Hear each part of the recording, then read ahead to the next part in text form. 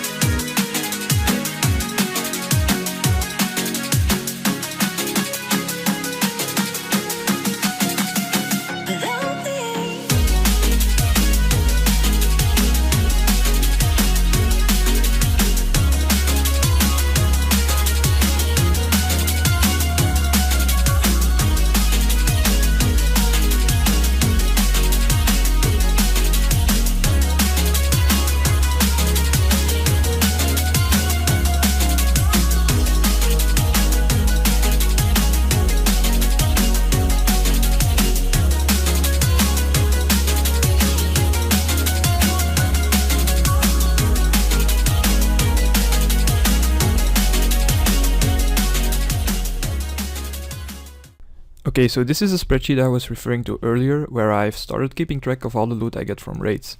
In this dashboard, all the loot gets added up from the tab I choose, so it gives a nice little overview of everything I've received, including all the uniques, resources, and also the XP banked through those resources. I then manually fill in one of these tabs, after which I can load the dashboard with the relevant information. In these tabs, I keep track of the different loot, the amount of loot, and my personal points. As you can see, there's some raids where I only got around 5k points, but that was in small parties of 3 people. Now, I usually only do raids with at least 5 people, while also eating food on an alt, rather than on the Mage only Ironman itself, so I can obtain more personal points, seeing as it gives around a 50% bonus when the food you cook gets eaten by others. So if I now fill in the tab name in the dashboard, being 50kc, it loads up the loot from that tab. I'll probably make one tab every 50kc and then also add a tab total that adds up the total loot from all the other tabs. As you can see, I haven't received a unique myself so far in this 50 kill count, but I've seen a total of 9 items. That is without the first 16 kill count, in which I'm not sure what I've seen back then. In these raids I've had a total of 338k personal points, so counting the first 16 raids as well, I'm over halfway of the personal drop rate for unique, if I remember correctly. This is where I'm going to end this episode. Next episode will be released after the next 50 raids, whenever I finish those, which is rather dependent on when other people are raiding, so it might be next week or maybe later. If you enjoyed watching this video, leave a like and subscribe to the channel, and let me know what you think of this format as far as the raids overview goes. So if you have any remarks or suggestions, make sure to leave them in a comment down below. Feel free to follow me on Twitter and Twitch, links can be found in the description of this video, and I'll talk to you guys next time.